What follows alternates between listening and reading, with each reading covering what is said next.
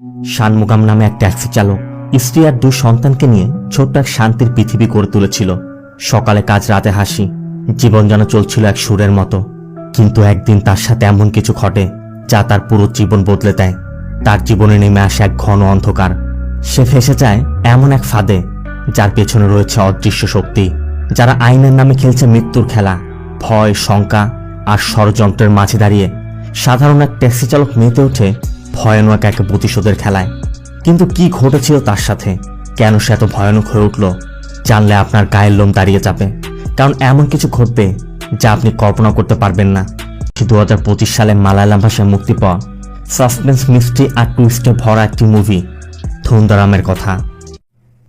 25 মে 2024, কেরালা রাজ্যের পুনাক্কায়াম। সময়টা ভোর 4:16। পাহাড়ি অঞ্চলে পাহাড় ধসে বহু মানুষ আটকা পড়েছে। তাই খবর পেয়ে পুলিশ ও ফায়ার সার্ভিসের লোকজন ঘটনাস্থলে এসে উদ্ধার কাজ শুরু করেছে। জায়গাটি খুবই দুর্গম, পাশেই একটি উৎসব চলছিল, আর এই মানুষগুলো সেই উৎসবে এসে আটকা পড়েছে। উদ্ধারকারীরা প্রাণপণ কাজ করছে। এর মধ্যে এক বৃদ্ধ লোককে উদ্ধার করতে গিয়ে তারা এমন একটা কিছু দেখতে পায় যা দেখা মাত্রই তারা একদম চমকে ওঠে। এই ঘটনার কথা মনে রাখবেন, কারণ আমি এই ঘটনাতে আবার ফিরে আসব। আপাতত সিন চলে যায় এই ঘটনার কিছুদিন পূর্বে। আমাদের শানমুগাম নামে এক ট্যাক্সি ড্রাইভারকে দেখানো হয়। শানমুগাম পেশায় একজন ট্যাক্সি চালক। এই যুগে সবাই যেখানে উন্নত লেটেস্ট মডেলের গাড়ি চালাচ্ছে, সেখানে শানমুগাম পড়ে আছে পুরনো দিনের অ্যাম্বাসেডর কারে। তার কাছে এই কারটি তার সন্তানের মতো। কারটাকে সে খুবই ভালোবাসে, আর এই কারের জন্যই সবাই শানমুগামকে বেঞ্চ বলে ডাকে। এ হচ্ছে শানমুগামের ছেলে পাবি। পাবি শহরের একটি ইঞ্জিনিয়ারিং কলেজের কম্পিউটার সায়েন্স নিয়ে পড়াশোনা করে। সচরাচর হোস্টেলেই থাকে, তবে সময় পেলে বাড়িতে যায়। এখন রাত, তাই বাপ বেটা একসাথে বাড়ি ফিরছে। এর মধ্যে বেঞ্জের স্ত্রী ললিতা কল করে এবং জানায়, তোমার মেয়ে কাঁথা মুড়ি দিয়ে কার সাথে যেন কথা বলছিল। আমি ধরে ফেলায় বাথরুমে ঢুকে গেছে। আমিও আটকে রেখেছি। বেঞ্জ বলে, তুমি কিছু বলো না, আমি এসে যা বলার বলবো।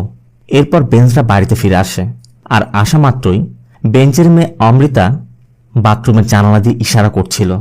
এজন্য ঘরে ঢুকেই বেঞ্জ আগে অমৃতাকে মুক্ত করে, আর এরপর ললিতাকে ঠান্ডা করতে রান্নাঘরে চলে যায়। ললিতাকে কিভাবে ঠান্ডা করতে হবে শানমুগাম ভালো করে জানে। তাই ললিতা যখনই রেগে যাচ্ছিল, শানমুগাম বলে, চলো আজ আমরা বাইরে গিয়ে খাবো। আর এটা শুনে ললিতা তো খুবই খুশি। এরপর তারা চারজনই বাইরে গিয়ে রাতের খাবার খায়। শানমুগাম খুবই সাধারণ একজন মানুষ, হাসি ঠাট্টা করে সময় কাটায়। তার কাছে তার স্ত্রীর সন্তানই সবকিছু। আর ললিতাও জানে শানমুগাম কখনোই বাচ্চাদের শাসন করবে না, আর এজন্যই তাকে একটু শক্ত থাকতে হয়। শানমুগামও অবশ্য ললিতাকে খুব ভয় করে, তবে এটাও এক ধরনের ভালোবাসা। শানমুগামের কাছে তার ফার্স্ট প্রায়োরিটি হচ্ছে পরিবার, আর এরপরই তার ওই কারকে সে খুবই ভালোবাসে। এজন্য সবসময় যত্ন করে রাখে। এক কথায়, কেউ যদি তার কাছে কিডনি চায় সে দিয়ে দিবে, কিন্তু কাউকে তার কার ড্রাইভ করতে দিবে না। আর আশেপাশের সবাইও শানমুগামকে খুবই ভালোবাসে।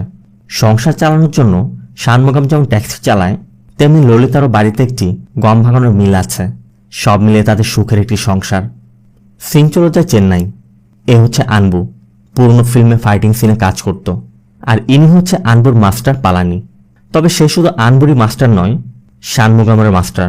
কারণ শানমুগামও একসময় পালানির সাথে কাজ করত।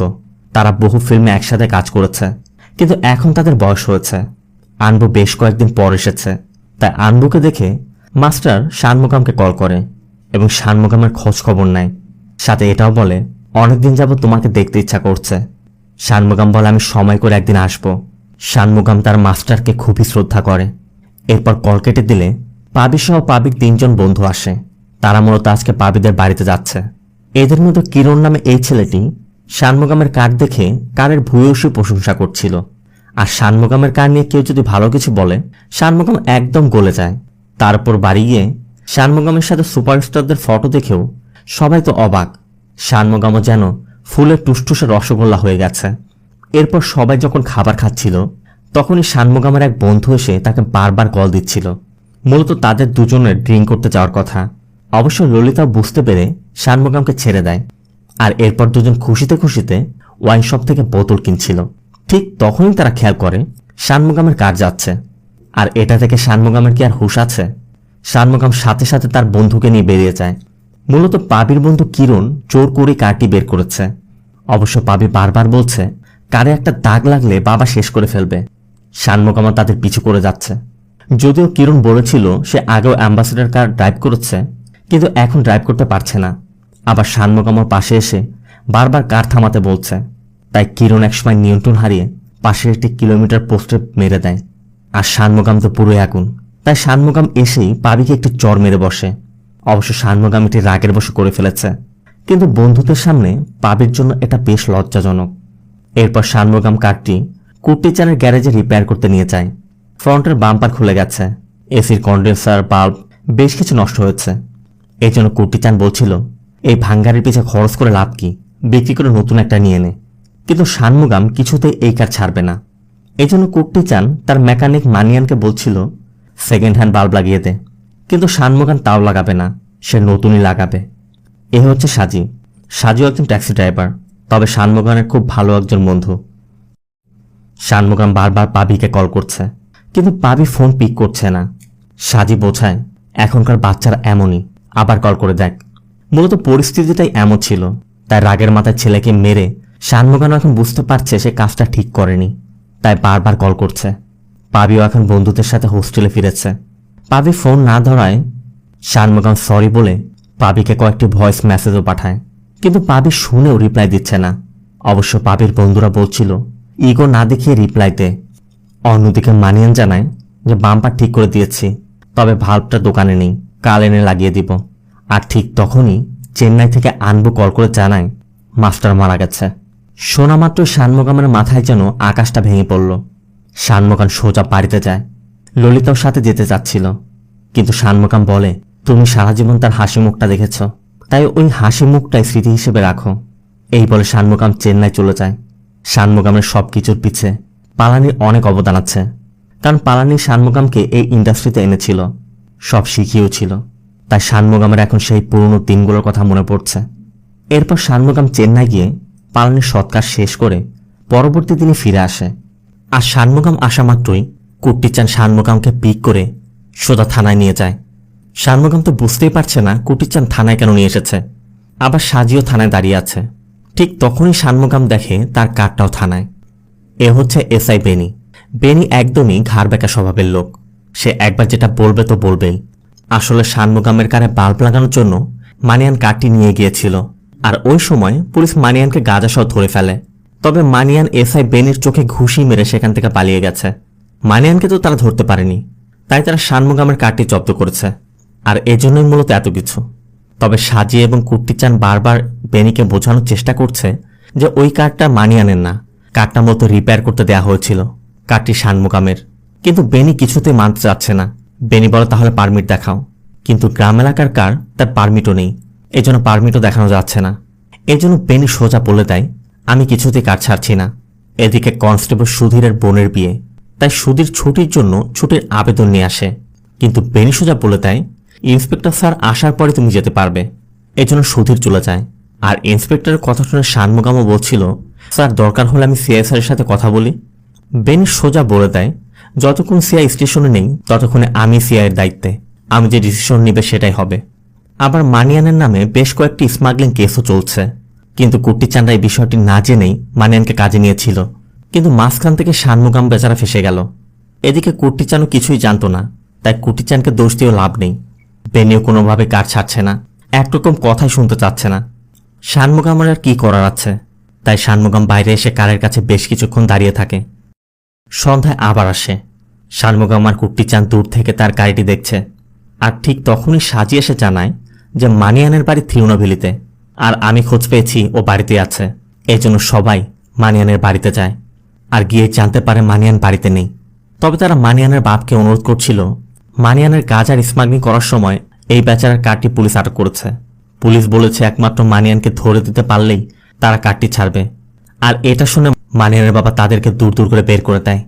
এর জন্য পরবর্তী দিন সকাল হতেই শানমুগামরা লালি নামে তাদের ইউনিয়ন লিডারকে নিয়ে আসে। লালি বেনির সাথে কথা বললে বেনি বলছিল পারমিট ছাড়া গাড়ি আমি কিভাবে ছাড়ব। লালি বলছিল দরকার হলে আমরা পারমিট অ্যারেঞ্জ করে নিব, কিন্তু বেনির কথা পারমিট আনলেও আমি গাড়ি ছাড়ব না। লালিও বুঝতে পারছে বেনির সাথে কথা বলে লাভ নেই। এই জন্য লালির কনস্টেবল শ্যামের সাথে কথা বলে। শ্যাম বলে বেনি স্যার মার খেয়েছে বলে এত কিছু করছে, তাকে কিছু টাকা দিয়ে গাড়ি ছাড়িয়ে নিন। আর শ্যামের কথা শুনে লালি কুট্টিচান এবং সাজিকেও এই বিষয়টি জানায়। ষাণমুগম জানতে চাচ্ছিল কত টাকা দিতে হবে। লালি হিসাব করে বলে 8,000 টাকা, তবে 7,000 দিলে হয়ে যাবে।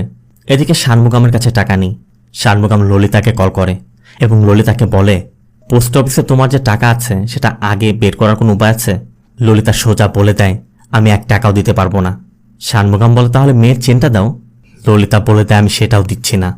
এরপর লালিরা আবারও বেনির সাথে কথা বলে বেনিকে বোঝানোর চেষ্টা করছিল যে ও গরিব মানুষ, এই কার্ড দিয়ে রুটি রুচি। বেনি সোজা বলে দেয়, আগে মানিয়ানকে ধরে নিয়ে আসো, তারপরে আমি গাড়ি ছাড়ব।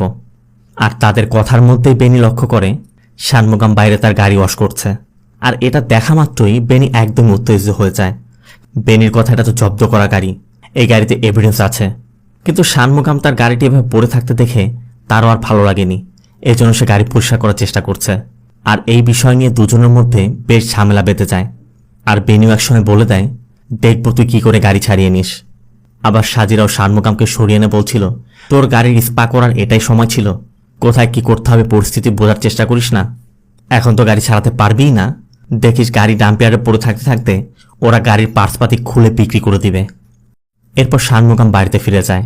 কিন্তু ষাণমুগম রাতে ঘুমোতে পারছে না, কারণ ষাণমুগম মনে মনে ভাবছে সাজিরা বলেছিল পুলিশ হয়তোবা গাড়ির পার্টস খুলে বিক্রি করে দিতে পারে, তাই তার ঘুম আসছে না। এই জন্য ষাণমুগম গাড়ি পাহারা দিতে থানার উদ্দেশ্যে বেরিয়ে যায়। আর এরপর অটোতে যাওয়ার সময় অটো চলো ষাণমুগমকে বলছিল, আপনি ওই এসআইয়ের পিছে পড়ে না থেকে সোজা সিআইয়ের সাথে কথা বলুন না কেন? সিআইকে বললে সিআই হয়তো আপনার গাড়ি ছেড়ে দিবে। আর ষাণমুগম থানায় গিয়ে দেখে সিআই থানায় এসেছে। এই জন্য ষাণমুগম সিআইয়ের রুমে যায় আর সিআইকে পুরো বিষয়টা খুলে বলে। ষাণমুগম অনুরোধ করে, দেখুন স্যার, ওই গাড়ি দিয়ে আমার সংসার চলে, বিনা দোষে আমার গাড়িটি সে আটকে রেখেছে। আর ষাণমুগমের অনুরোধে সিআই বেনিকে বলে ওর গাড়িটি বের করে ওকে দিয়ে দাও। বেনিরও আর কিছু করার নেই, তাই বেনি গাড়িটি বের করতে যায়। ষাণমুগমের পিছে পিছে গিয়ে বলছিল, স্যার আমি নিয়ে যাচ্ছি, আমার কার অন্য কেউ ড্রাইভ করে না, সাবধানে। মানে ষাণমুগম ভাবছে বেনি হয়তো বা রাগ করে এদিক ওদিকে মেরে দিতে পারে। যাই হোক, বেনি কারটি থানার সামনে এনে ষাণমুগমকে চাবি না দিয়ে সোজা সিআইকে বলে, স্যার আপনি যাই বলুন না কেন আমি ওকে গাড়ি দিতে পারবো না। তবে সিআই বেনির কথা না শুনে ষাণমুগমকে কারের চাবি দিয়ে দেয়।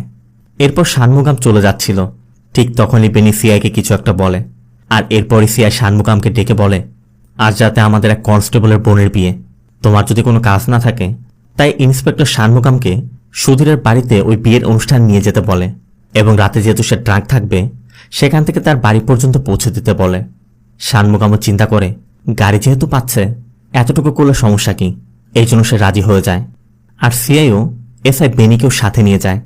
যেতে যেতে সিআই বলছিল 5 বছর আগে তার ওয়াইফ মারা গেছে, তার একটি মেয়ে আছে, এখানে পড়াশোনা করে।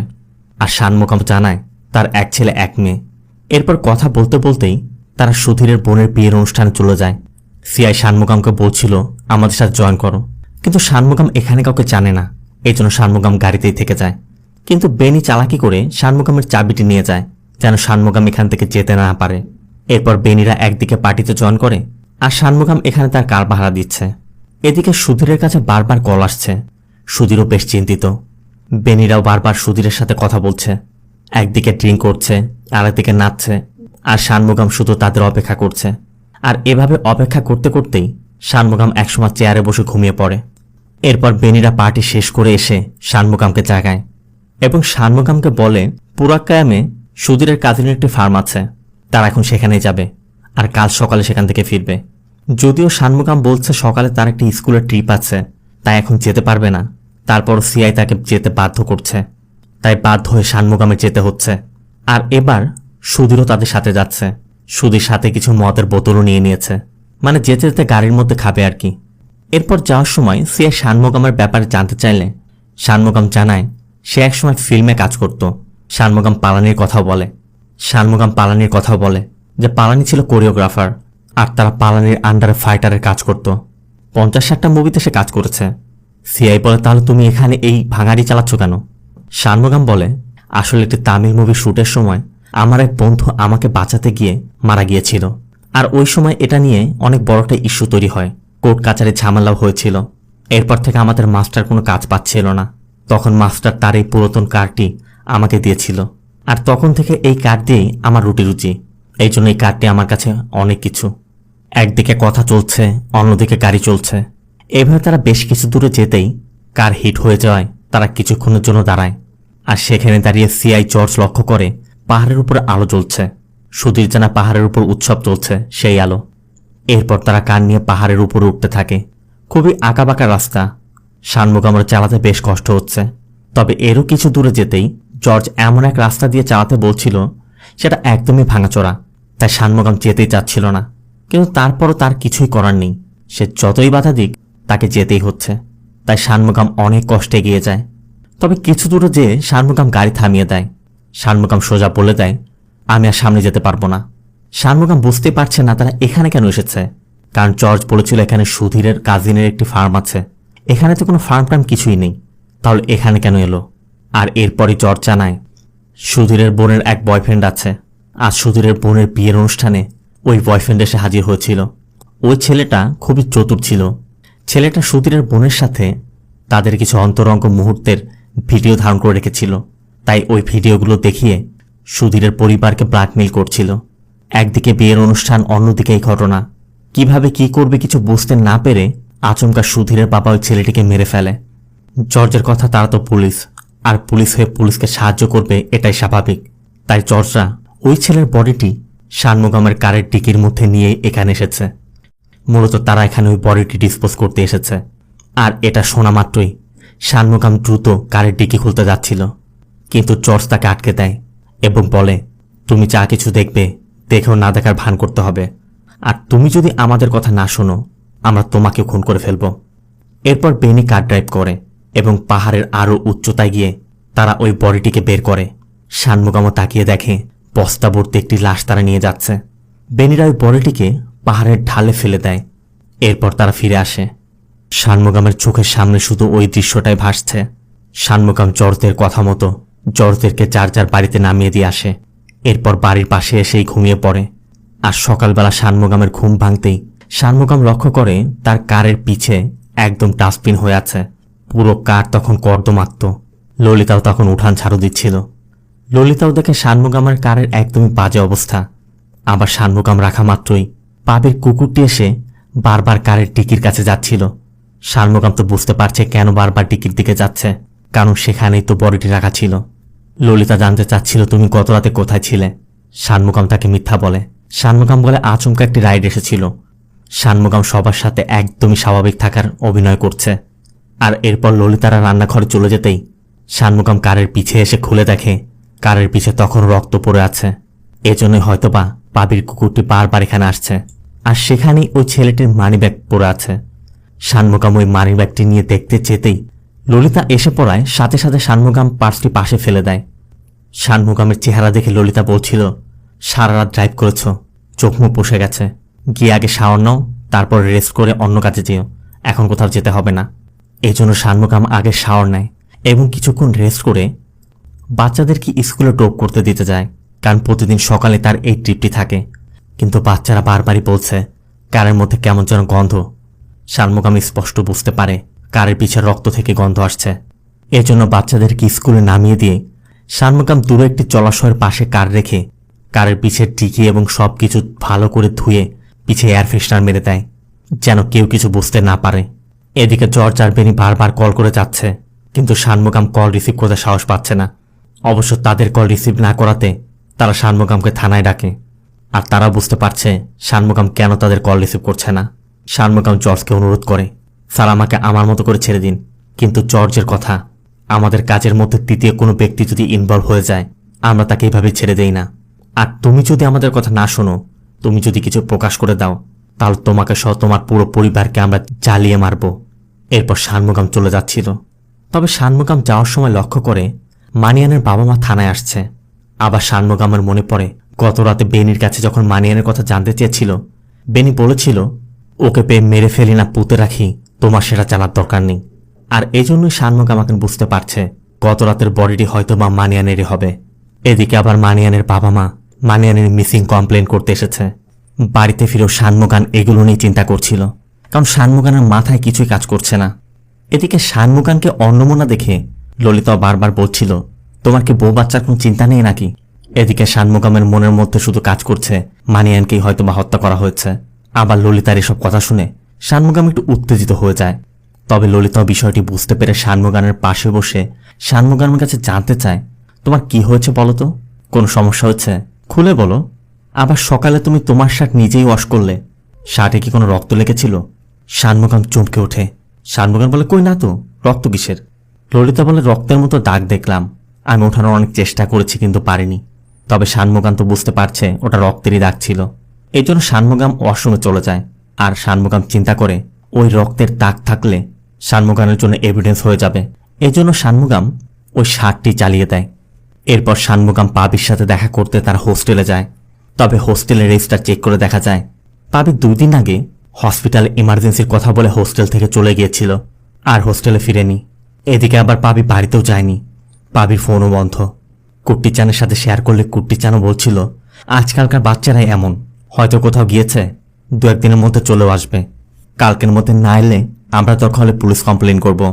তবে শানমুগাম জর্জের সাথে দেখা করে জর্জকেও বিষয়টি জানায়, কিন্তু জর্জ বলছিল হয়তো কোথাও গিয়ে বন্ধুদের সাথে কিছু খেয়ে পড়ে আছে। এমন ঘটনা আমার জীবনে অনেক দেখেছি, 2-3 দিন পর আবার ফিরে আসবে, তাই চিন্তা না করে বাড়িতে চলে যাও। তারপর জর্জ বলে, তুমি এক কাজ করো, শ্যামের কাছে কমপ্লেন লিখিয়ে যাও।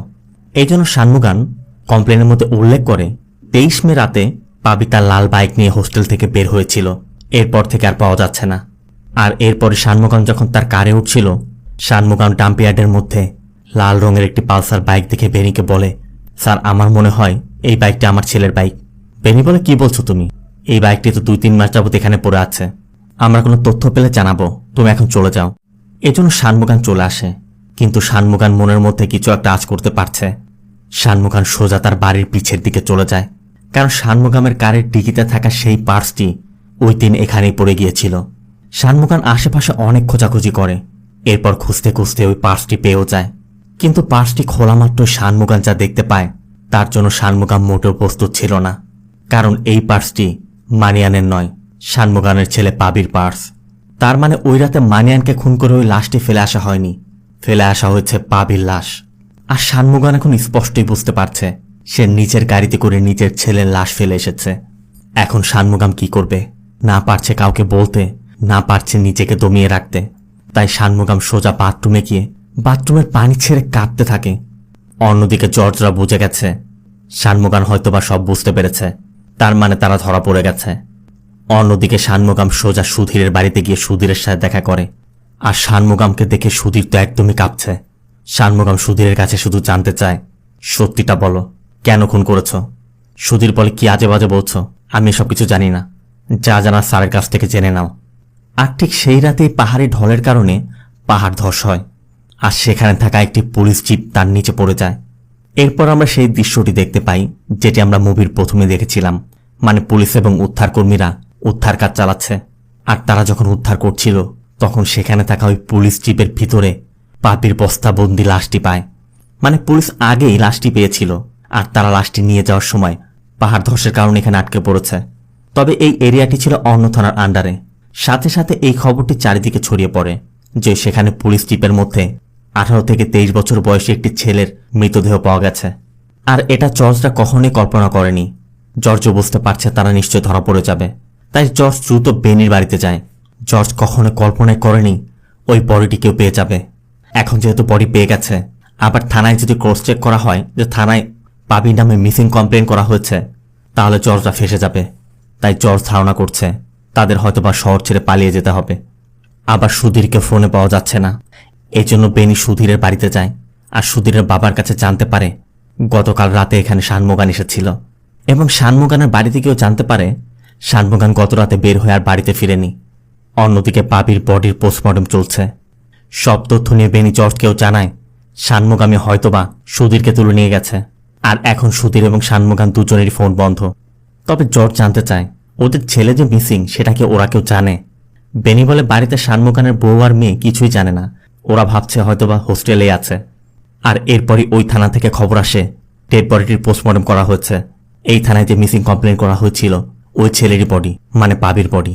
আর এটা জানার পরই জর্জ এখন নতুন একটি প্ল্যান করে। জর্জ সোজা শানমুগানের বাড়িতে যায়। জর্জ গিয়ে জানতে পারে শানমুগান বাড়িতে নেই, ফোনও বন্ধ। আবার কুট্টিচানও সেখানেই ছিল। তাই জর্জ কুট্টিচানকে একটু পাশে ডেকে নিয়ে জানতে চায় শানমোগানের সাথে ওর ছেলে পাবির সম্পর্কটা কেমন ছিল, এর মধ্যে কি ওদের মধ্যে কোন ঝামেলা হয়েছিল। কুট্টিচান জানতে চায় কেন, কি হয়েছে। জর্জ তখন বলে, ভূমিদশে যে বডিটি পাওয়া গেছে, পোস্টমর্টম করে আমরা জানতে পেরেছি সেটা শানমোগানের ছেলে পাবির বডি। তাই জর্জের কথা, শানমোগামই হয়তোবা পাবিকে খুন করে ওখানে ফেলে এসেছে। তাই শানমোগাম আত্মগোপন করেছে। আর জর্জ চলে যাওয়া মাত্রই কুট্টিচান ললিতাদেরও জানায়। অন্যদিকে আমাদের সুধীরকে দেখানো হয়। শানমোগাম সুধীরকে দূরে একটি লজের রুমে আটকে রেখেছে। শানমোগাম সুধীরের কাছে জানতে চায় আমার ছেলে কোথায়। এরপর সুধীর জানায়, তোমার ছেলের ব্যাপারে আমি কিছুই জানি না। জর্জ স্যার তোমাকে যে আমার বোনের গল্পটি বলেছে সেটা একদমই মিথ্যা গল্প ছিল। আমি এই ব্যাপারে কিছুই জানতাম না। তোমাকে যখন বলেছে তখনই আমি জানতে পেরেছি। তখনই শানমোগামের মনে পড়ে, শানমোগাম যখন চাবি নিয়ে গাড়ির কাছে যাচ্ছিল তখনই পিছে থেকে বেনি জর্জকে গাড়িতে বডির বিষয়টি বলেছিল। আর এজন্যই জর্জ তাকে আটকে দিয়েছিল। তার মানে ডেড বডি কারের মধ্যে আগে থেকে ছিল। এদিকে শানমোগাম সুধীরকে টর্চার করার সবকিছুই জর্জকে ফোনে শোনাচ্ছে। শানমোগাম জর্জের কাছে শুধু জানতে চায় আমার ছেলে কোথায়, আমার ছেলের সাথে আপনারা কি করেছেন। জর্জ বলে, দেখো শানমোগাম, আমি মাত্রই তোমার বউ আর মেয়ের সাথে দেখা করে ফিরছি। তোমার ছেলে একদম নিরাপদে আছে, আমার কথা শোনো।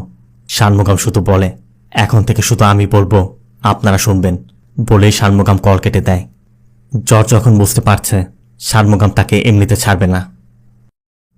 তবে পরবর্তী দিনই শানমোগামের কথা মতো জর্জ সেই লজে যায়। আর এদিকে বেনি জর্জকে কল করে জানতে চায় সবাই থানার সামনে এসে ভিড় করেছে, এদের নিয়ন্ত্রণ করা যাচ্ছে না, এখন আমি কি করব। জর্জ শুধু বলে, আমি তোকে যেভাবে বলে এসেছি তুই যদি তা না করিস ওর নেক্সট ভিকটিম কিন্তু তুই হবি।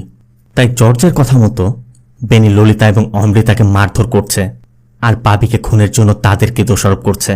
বেনি জানতে চাচ্ছে কেন খুন করেছিস বল, মানে খুনের ব্লেমটা এখন তাদের উপরে দিচ্ছে। অন্যদিকে জর্জ শানমোগামের সাথে দেখা করে এবং জর্জও জানায়, তুমি যেদিন তোমার ফিল্ম সেটে একজনের মৃত্যুর কথা বলেছিলে তখনই আমি সব ক্লিয়ার হয়ে গিয়েছিলাম। আর এখানে আমরা জানতে পারি ফিল্মের সেটে শানমোগামের যে বন্ধু মারা গিয়েছিল ললিতা ছিল তারই ওয়াইফ আর পাবি তার সন্তান। শানমোগামের বন্ধু মারা যাওয়ার পর শানমোগাম ললিতাকে বিয়ে করে পাবিকে সহ এখানে চলে এসেছিল। এই জন্যই জর্জ এখন শানমোগামকে ব্লেম দিচ্ছে। জর্জ মানুষকে বিশ্বাস করানোর চেষ্টা করছে যে শানমোগাম হয়তোবা অন্যের সন্তানের বোঝা বইতে চাচ্ছিল না, এজন্যই সে পাবিকে খুন করেছে। অন্যদিকে থানার সামনের উত্তেজিত জনতাকে থামাতে এসপি নিজে এসে তাদেরকে বোঝায় যে পাবিকে খুনের পর শানমোগামের কারে করে পাবির বডিটি ওখানে ফেলে আসা হচ্ছে, যেটা সিসিটিভিতেও দেখা গেছে। অন্যদিকে জর্জ এখানে এসেছে ঠিকই, তবে জর্জ শানমোগামকে ধরার জন্য একটি প্ল্যান বানিয়ে এসেছে। তাই জর্জের প্ল্যান মতো পুলিশের একটি টিম এই লজের মধ্যে ঢুকে পড়ে। আর এরপরে আমরা জানতে পারি জর্জ শানমোগামকে ফাঁসাতে অন্য একটি প্ল্যান সাজিয়ে রেখেছে। অমৃতা ছিল পাবির সৎবোন আর পাবি নিয়মিত অমৃতাকে মোরেস্ট করত। আর এটা যখন শানমোগামরা জানতে পেরেছে, শানমোগাম ললিতা এবং অমৃতা মিলেই পাবিকে খুন করেছে। জর্জ এখন সবার মধ্যে এটাই বিশ্বাস করাতে চাচ্ছে।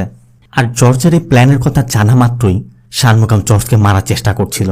তখনই পুলিশ সদস্যরা এসে পড়ায় শানমোগাম সেখান থেকে পালাতেও চেষ্টা করে। তবে বেশ কিছুক্ষণ ফাইট করার পর তারা শানমোগামকে ধরে থানায় নিয়ে আসে। এদিকে বেনির টর্চার সহ্য করতে না পেরে ললিতা এবং অমৃতা তাদের কথা মতো সবই স্বীকার করে নিয়েছে। আর স্ত্রীর সন্তানকে বাঁচানোর জন্য শানমোগাম নীরবে সব সহ্য করে যাচ্ছে। এরপর শানমোগামকে কাস্টডিতে নিয়ে অমৃতা আর ললিতাকে ছেড়ে দেওয়া হয়। আর এর পরবর্তী দিনই শানমোগামকে কোর্টে নেওয়া হয়। আর কোর্টে শানমোগামকে জিজ্ঞাসাবাদের জন্য এবং এভিডেন্স কালেক্ট করার জন্য শানমোগামকে 5 দিনের রিমান্ডে দেওয়া হয়। তবে শানমোগামকে যখন নিয়ে যাওয়া হচ্ছিল তখন জর্জ শুধু শানমোগামকে বলে, এটা আমার বানানো গল্প আর আমার গল্পে আমিই হিরো, গল্পের শেষে তোমাকে কেউ মনেও রাখবে না। জর্জ শানমোগামের কোনো অস্তিত্বই রাখতে চাচ্ছে না। একদিকে শানমোগামকে থানায় নিয়ে যাওয়া হয় আর অন্যদিকে 36 বছরের কর্মজীবন শেষে জর্জ রিটায়ারমেন্টে চায়। আর সুধীর এখন জর্জের রিটায়ারমেন্ট পার্টির সেই খাবার দিতে এসেছে। সাথে এটাও জানিয়ে দেয় এটা জর্জ স্যারের রিটায়ারমেন্ট পার্টির খাবার, তোমার জন্য পাঠিয়েছে। অন্যদিকে জর্জ যাওয়ার আগে বেনিকে বলে যায় আজ রাতে কোট্টায়াম ক্যাম্প থেকে 4-5 জন পুলিশ অফিসার আসবে, সবাই সিভিলে থাকবে, তুমিও সিভিলে থাকবে। তার মানে আজ রাতেই তারা শানমোগামকে মারার প্ল্যান করছে। তবে বেনি বলছিল আপনি তো চলে যাবেন, সব দোষ আমার মাথায় আসবে, আমি এটা করতে পারবো না। জর্জ বলে কতদিন আর কুকুরের মতো লেজ নাড়বে, ঘাড়ে আরো 2-1টা স্টার লাগাও, আমার পর তুমি হবে এই স্টেশনের ইন্সপেক্টর। আর এই লোভে পড়ে বেনিও রাজি হয়ে যায়। আর এরপর জর্জের কথা মতো কোট্টাম ক্যাম্প থেকে 4-5 জন পুলিশ অফিসার আসে, আর কথা মতো বেনি পুরো পুলিশ স্টেশন খালি করে দেয়। এরপর বেনি ওই পুলিশ সদস্যদেরকে নিয়ে শানমুগামকে মারতে চায়। তবে শানমুগামকে মারার আগে বেনি শানমুগামকে বলে, মরার আগে অন্তত তোমার ছেলের স্টোরিটি শুনে যাও। আর এরপরে আমরা জানতে পারি পাবির সাথে আসলে কি ঘটেছিল। বেনির তথ্য মতে বেনিরা মূলত পাবিকে মাদক মামলায় ফাঁসানোর জন্য তুলে এনেছিল, আর এটা তারা হরহামেশাই করে থাকে। কিন্তু পাবিকে কোনোভাবেই মারধর করেও তারা স্বীকার করাতে পারছিল না। বেনির কথা আমরা যখন কাউকে টার্গেট করি আর তাকে ফাঁসানোর চেষ্টা করি, সে যদি আমাদের কথা না শুনে, তাহলে আমরা আমাদের নিজেদেরকে বাঁচানোর জন্য আমাদের টার্গেটটাকেই শেষ করে দিই। তার মানে পাবি তাদের প্রস্তাবে রাজি না হয় পাবিকে টর্চার করতে করতে একসময় নিজেদেরকে বাঁচানোর জন্যই তারা পাবিকে খুন করেছে। আর ওই রাতে পাবিকে খুন করার পর পাবির লাশটা তারা শানমুগামের কারের পিছনে রেখে দিয়েছিল। আর এই সব কিছু শোনার পর শানমুগামের চোখে মুখে আগুন জ্বলে ওঠে। শানমুগাম একে একে সবাইকে মারতে থাকে এবং মারতে মারতে বেনিকে উপরে নিয়ে আসে। এর মধ্যে সুধীর এসে পড়ে। শানমুগাম সুধীরের হাতে হ্যান্ডকাপ লাগিয়ে দেয় এবং সুধীরকে বলে, তোর বসকে গিয়ে বলিস বনের রাজা বনে ফিরে এসেছে। শানমুগাম বেনিকে রক্তাক্ত অবস্থায় সেভাবে টেনে হিঁচড়ে নিয়ে যায় যেভাবে বেনি পাবিকে নিয়ে গিয়েছিল, আর একইভাবে বেনিকে তার কারের ট্র্যাঙ্কে করে নিয়ে যায়। আর জর্জের কাছে এই খবর চাওয়া মাত্রই জর্জ পুরো এরিয়া ব্লক করে দেয়। চতুর্দিকে চেকপোস্ট বসানো হয়, এদিক ওদিকে খোঁজা শুরু হয়। জর্জ ভালো করে জানে শানমুগামকে আটকাতে হলে ওর ফ্যামিলিকে ধরতে হবে। তাই জর্জ শানমুগামের বাড়িতে গিয়ে ললিতা আর অমৃতাকে টর্চার শুরু করে, কারণ জর্জ জানে ওদেরকে টর্চার করে শানমুগাম ফিরে আসবে। তবে ললিতাও জর্জকে বলে দেয় ও নিশ্চয়ই আসবে।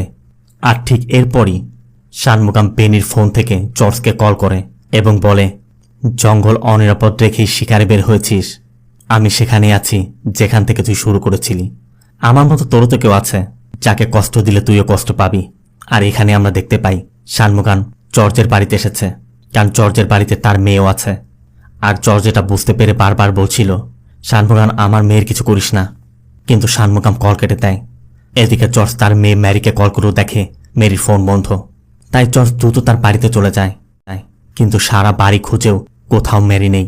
জর্জ ম্যারিকে খুঁজতে খুঁজতে পাশের জেনারেটর রুমে চলে যায়, আর সেখানে উকিয়ে দিয়ে দেখে বাগানের মধ্যে শানমুগামের কারটি দেখা যাচ্ছে। জর্জ দ্রুত সেই কারের কাছে যায়, তবে কার খুলেই দেখে ভিতরে বেনির রক্তাক্ত মরদেহ পড়ে আছে। আর তখনই শানমুগাম এসে পড়ে। জর্জ শুধু শানমুগামের কাছে জানতে চাচ্ছে, আমার মেয়ে কোথায় বল, আমার মেয়ের কি করেছিস? শানমুগাম বলে, তোর মেয়েকে আমার ছেলের কাছে পাঠিয়েছি। শানমুগাম বলছিল আর বারবার কারের ডিকিতে হাত রাখছিল। এতে করে জর্জ বুঝতে পারে শানমুগাম হয়তোবা তার মেয়ে ম্যারিকে খুন করে কারের ডিকিতে রেখেছে। তাই জর্জ দৌড়ে এসে ওই টিকিটই খোলে, কিন্তু টিকিটটা একদমই খালি। জর্জ আবার জানতে চায় আমার মেয়ে কোথায়। শানমুগাম সোজা বলে দেয়, তোর মেয়েকে আমি মেরে ফেলেছি। এরপর শানমুগাম জর্জকে পেটাতে পেটাতে পুরো মাথা পলিথিন পেঁচিয়ে শ্বাসরোধ করে সেভাবেই হত্যা করে, ঠিক যেভাবে জর্জ পাবিকে হত্যা করেছিল। এদিকে ম্যারিকেও দেখা যায় জানালা দিয়ে সবই দেখছে। আর এরপরে আমরা জানতে পারি আসল রহস্যটা। এই ম্যারি আর পাবি একই কলেজে পড়াশোনা করত, আর তারা একে অন্যকে ভালোবাসত। এই পাবি একদিন কলেজে বসে ম্যারিকে তার ছোটবেলার গল্প শুনিয়েছিল, যেখানে পাবি বলেছিল, শুটিং স্পট থেকে আমার বাবার মরদেহটি যেদিন বাড়িতে আনা হয় তখন আমার বয়স ছিল মাত্র 4 বছর। ওই দিন আমার এবং আমার মায়ের মাথার উপর ছায়া ছিল না। এই শানমুগামে আমাদের মাথার উপর ছায়া হয়ে দাঁড়িয়েছিল, বৃষ্টির মধ্যে আমাদের ছাতা হয়ে দাঁড়িয়েছিল। আর এরপরই তারা এখানে এসে বসবাস শুরু করেছিল। ওই দিন যখন পাবি ম্যারিকে গল্প শোনাচ্ছিল, আর তখনই জর্জ তাদেরকে দেখে ফেলে। জর্জ এটা কিছুতেই মানতে পারছিল না তার মেয়ে পাবির মতো ছেলের সাথে সম্পর্ক করবে। জর্জের কথা, আমি যদি তোকে জন্ম দিতে পারি আমি তোকে মারতেও পারবো। এরপর জর্জের কথা মতোই বেনি পাবিকে থানায় নিয়ে গিয়েছিল। জর্জ পাবিকে মারছিল আর বলছিল, তুই আমার পরিবারের সম্মান নষ্ট করবি। তখন পাবি বলছিল, তুই কেমন মানুষ সেটা আমি ভালো করে জানি। তুই ব্যারির মায়ের সাথে কি করেছিস আমি সেটা সবাইকে বলে দিব। তার মানে ব্যারির মাকেও জর্জই খুন করেছিল। আর এরপরই জর্জ পাবির মাথা হেলমেট দিয়ে আঘাত করলে পাবি বেহুশ হয়ে পড়ে যায়। এদিকে থানার সবাই ওই রাতে সুধীরের বোনের বিয়েতে গিয়েছে, তাই থানা একদমই খালি। এর মধ্যে পাবির জ্ঞানও ফিরে আসে। বেনি বলছিল স্যারকে হসপিটালে নিয়ে যাই, কিন্তু জর্জ পাবিকে হসপিটালে না নিয়ে পাবির শ্বাসরোধ করে পাবিকে হত্যা করে। ঠিক ওই সময় শানমুগাম থানায় এসেছিল। আর শানমুগাম যখন থানায় ঢুকছিল, বেনি তখন পাবির বডিটি শানমুগামের গাড়ির পিছে রাখছিল। আর শানমুগামকে দেখা মাত্রই জজ টেবিল থেকে পাবির হেলমেটটিও লুকিয়ে রেখেছিল। এই ছিল মূলত পাবির মৃত্যুর রহস্য। সিন প্রেজেন্টে পাবির বডিটি বাড়িতে আনা হয়েছে। সুধীরের সাথে ম্যারিও এসেছে। অন্যদিকে শানমুগাম পেনি আর জর্জের ডেড বডি নিয়ে জঙ্গলের মধ্যে বসে আছে। এরপর শানমুগাম স্যারেন্ডার করলে শানমুগামকে কোর্টে নিয়ে যাওয়া হয়। সাংবাদিকরা শুধু বারবার জানতে চাচ্ছে, আপনি কি আপনার সন্তানকে খুন করেছিলেন? শানমুগাম শুধু বলে, আমি আমার ছেলেকে খুন করিনি, আমি আমার ছেলের খুনিদেরকে খুন করেছি। এটা বলে শানমুগাম গর্বের সাথে কোর্টের মধ্যে প্রবেশ করে। তবে এটা কিন্তু সত্যি, পরিবারের জন্য সাধারণ একজন মানুষও কিন্তু অনেক ভয়ানক হয়ে উঠতে পারে। আর শানমুগাম কিন্তু তারই এক প্রমাণ। আমার বয়সে আমি মোহনলালের অনেক মুভি দেখেছি। প্রত্যেকটি মুভিতে ইউনিক কিছু থাকে। আর দৃশ্যমের পর মোহনলালের এই একটি মুভি আমার কাছে মনে হয়েছে দৃশ্যমের লেভেলের। এই মুভিটা না দেখলে আসলে বুঝতেই পারতাম না একটা সাধারণ গল্প, হাসি ঠাট্টা, কমেডি, এই সব কিছুর মধ্যে কিভাবে একটা মার্ডার মিস্ট্রি জড়িয়ে ছিল। এরপর প্রতিশোধের খেলা, মানে এই মুভির প্রত্যেকটি চরিত্রই ছিল অস্থির লেভেলের। আমার মনে হয় এবছর রিলিজ হওয়া মুভিগুলোর মধ্যে এটাই বেস্ট। আপনারা যদি তেমনটা মনে হয় অবশ্যই কমেন্টে আমাকে জানাবেন। আর ভিডিওটি ভালো লাগলে ভিডিওতে লাইক দিয়ে চ্যানেলটিকে সাবস্ক্রাইব করতে অবশ্যই ভুল করবেন না। দেখা হবে অন্য কোনো মুভি বা সিরিজের এক্সপ্লেনেশন ভিডিওতে। ততক্ষণ সব ভালো থাকবেন, সুস্থ থাকবেন। আল্লাহ হাফেজ।